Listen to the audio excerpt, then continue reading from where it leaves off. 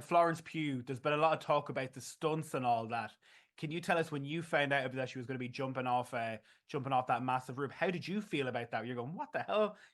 Are you mad? I mean, the girl's got balls, let's face it. Yeah. Right? I mean, have you seen that scene? Uh-huh. Yes. She did that. Sweating. I think I lost weight watching it.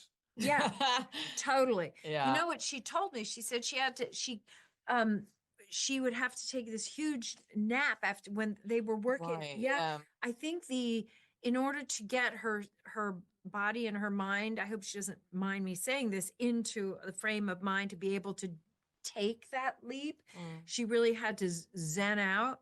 But then after like she was done shooting it, she fell asleep for like 3 hours. Mad.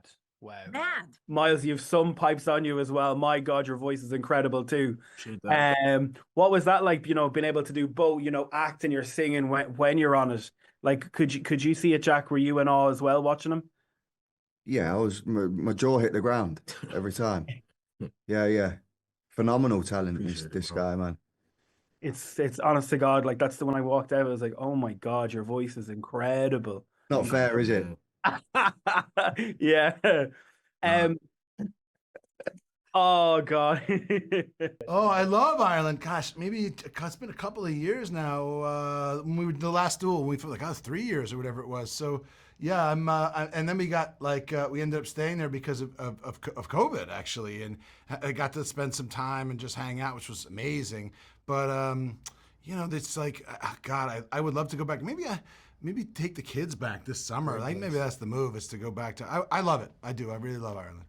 Amazing. Kind of when Matt Damon was brought around like a king for jumping into the sea. It was all over the Yes, I know. Matt liked it. The Irish were very good to Matt. He was like, "Wow, maybe I should move here." Like, it'll get old. They'll get over you. Don't worry about it. That was the idea from the beginning. How can we tell a story that leads just right into Rogue One and makes you see that film in a different way? And I think we because of the great idea that Tony Gilroy had of like squeezing in this season 4 years of the life of these characters, we get to finish well. Rogue One is taking off, and I think it's gonna make everyone go back to that film and watch it in a different way, which is important for those characters. You didn't know what they meant when they said, like, we're gonna sacrifice everything for the rebellion, and this season tells you what is exactly that. Pedro, do so many people just come up to you and go, Pedro, come on, tell us, what's he like? What's his loony guy? Yeah, it's one of my most frequent questions is like, how is Pedro? Can you give me Pedro's number? Can you get a selfie with Pedro for me? A lot of Pedro love out there. Rightly so. I love the relationship you both have together. That must be lovely. That must be quite hard when you're doing jobs all the time and all of a sudden you meet someone and you click. Like, you can see this on screen. Yeah, it is. Thank goodness that we clicked. Like, it's I think we were both so aware that this kind of how well season 1 did in many ways sort of relied on whether our relationship was going to work and whether we actually did get along. And I mean, there's acting obviously, but it does help when you like the person that you're supposed to like in real life. So we had a really good time, and I really feel like we're bonded for life, which is really, really sweet. I've definitely got his back, and I know that he's got mine. Anna, when you're doing a movie like this, like, what's the tone like on the set? Are there people trying to scare you all the time to kind of get you a bit more jittery than you would be, let's just say? No, it's not. It feels crazy to say this is some of the most fun I've ever had on a movie set. Like, it is the funniest, most fun. Like I was saying yesterday, like we're in a funeral scene, and we were laughing the hardest that we were day. In the background of that scene, just cackling. Havoc, like it's so outrageous. Yeah, we just had so much fun shooting it. There was not a lot of pranking, I think, because what we're shooting is so intricate and so like we only have a couple takes to get that shot or whatever, that like you had to be on. Yeah, it was very like serious in that regard, where it was like, okay, we got to get this. I mean, Ben, you keep coming back to Star Wars. Do you know what I mean? What is it about this world, this universe that grabs you each time? Because I assume you get a lot of offers. Why do you keep coming back to this character? Well, I think it's a dirty job. Someone's got to do it. I think that's probably the best thing to say. Look, I'm. I think that Andor exceeds all, and I understand. I'm first generation. I'm in the cinemas as a kid. The spaceship sound passes overhead. I see it. I think Andor is the most. Oh wow! Oh, we went there.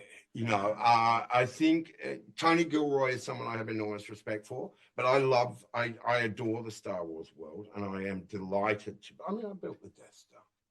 Yeah.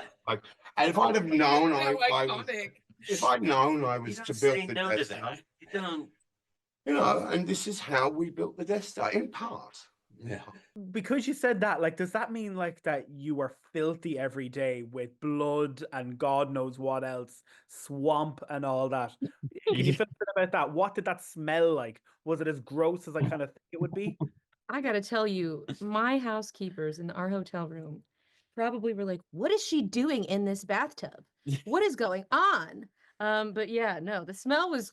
I mean, we didn't smell bad. You guys I were didn't. smelly. You guys were in swamp. You guys were in water. We were I wasn't. Yeah, we were in swamp. You guys were in water. Yeah, mhm. I was just covered with dirt and blood a couple times. Yeah. Yeah. Which is just It's sticky and Sticky days. uncomfortable. You'd- Yeah. It's honestly not too hard to get off either. The trailer has got everybody in Ireland so excited. One of the reasons you might be surprised by is because Fontaine's DC are on the music for that trailer, and it is a killer song, Starbuster. I was wondering, I know you're a producer as well, Tom. Who's involved in deciding that song? Like, is there anything in that? Because obviously that we're in Dublin, the DC and Fontaine's DC sounds for Dublin City. So like, we're really excited. That had nothing to do with me as a producer, and I'm not going to get into that one. So I can't take credit for that. I would love to take credit for that. And similarly, I'd love to be able to take credit for it because it's such a great track. It is a great track. But yeah, I can't take credit for either. But the so Netflix good. publicity We've used team, it twice in my career. yeah, the Netflix publicity team does an amazing job of cutting together like the teaser and the trailer, using that as a sort of a core base for the two releases. And so then cut to my surprise when I start watching Mobland and hear the same track, and I'm like, wow, okay, that's a turn up. Let's deal with the elephant in the room. It's mad, isn't it? It's like a TV show and on this, but it's a tune. They're so popular. Yeah. They're just so popular that we've foregone all discipline. Yeah. It should just be in every trailer and every TV show Anything from now I do on. will be on that, synonymous with anything that we're involved with.